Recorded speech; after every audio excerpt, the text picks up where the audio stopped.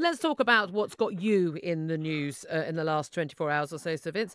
You made a speech yesterday at your spring conference in which you talked about Brexit voters, particularly older Brexit votes, being driven by nostalgia for a world where, in your words, passports were blue, faces were white, and the map was coloured imperial pink, and that Leave voters craved a sense of victimhood.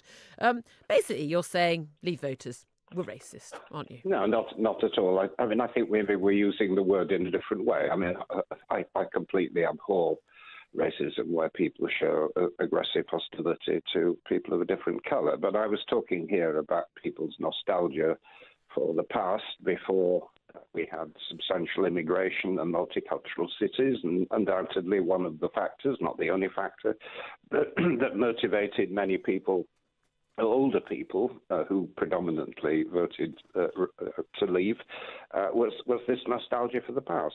I was trying my speech to be forward-looking and think about the interests of the younger generation. But you specifically heavily outvoted. Nostalgia for the past was when faces were white. We are still a predominantly white country, still, and we were in the past. However, was it nostalgia for a past where faces were white for the nearly half of 25 to 49-year-olds who also voted for Leave, the 1 in 4 18 to 24-year-olds, and crucially for the 1 in 3 people who are of ethnic minorities, perhaps don't themselves have white faces, who voted to Leave? Of course. No, I was very careful not to say all. I'm just making the point that, of course, we're dealing with generalities, we're talking about averages, that one of the key factors in Brexit, we debated this, I think, in the past, was age. And had younger people, the younger half of the population voted, we would still be committed to staying in the European Union. But it went the other way. And although older people voted for many reasons, some to do with economics, some to do with sovereignty. Undoubtedly, one of the factors was a regret for the way the country has changed and is more multicultural and diverse in a way that some people just do not like. And maybe what they don't like isn't actually the colours of people's faces, their skin colour, their pigment in their skin, but actually you talked about being multicultural. Maybe actually one of the things they don't like is the attitude toward of wanting a multicultural society. Maybe people want to grow up in Britain in the British culture and not in a multicultural society, but that's got nothing to do with the colour of someone's skin.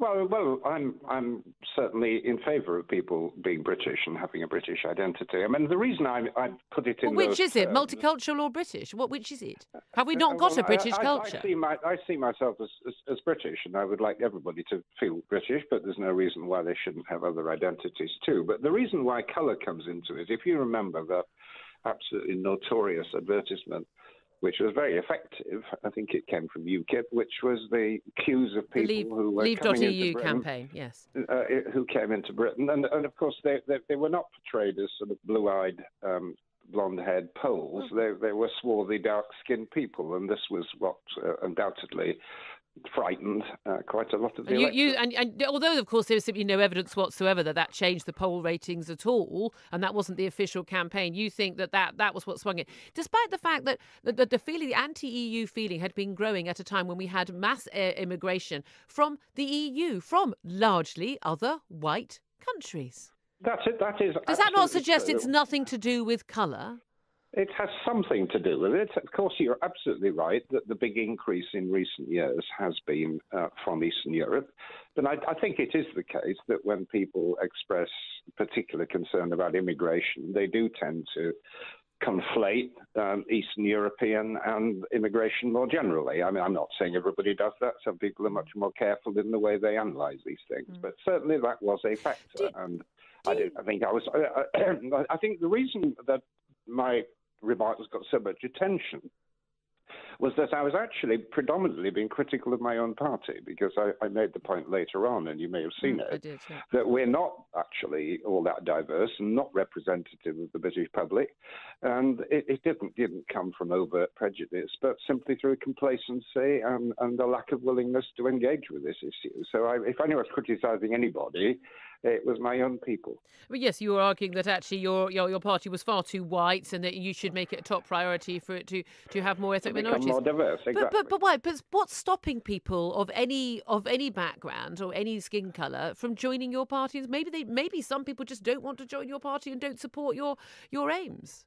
That is true, but the simple truth is that, you know, if unless we make a particular effort to reach out to people and make them feel welcome, and of course it isn't just about colour, it's about gender and other things. You know, you tend to perpetuate a certain makeup, and that's what happened. We've had an incredibly divisive battle over a referendum. It's almost goodness me, it's almost 2 years ago now. It's still ongoing.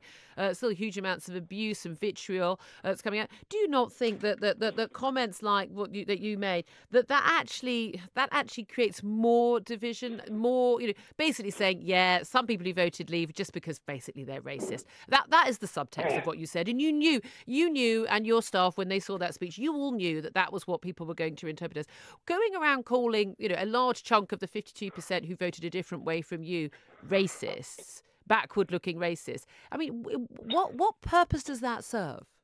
I think you're getting a bit into rant mode here. I didn't actually say that. I'm not the one who accused people who voted a different way from me of being racist, Vince. That was you. Well, I didn't actually say that, as I've been trying carefully to explain in the last few minutes. But the truth of the matter is that the country is very bitterly divided on this subject, as you know, and we often debate it, and divisions are very deep. And this subject isn't going to go away. We're a long way away from having an agreement with the European Union. I think it's quite likely, and it would be absolutely right, in my view, that we have a vote of the public on the final deal when we get it. And indeed, all of those arguments are going to resurface again. I mean, maybe what I said upset people, but I mean, I am trying to get to the truth, and I think I have done so.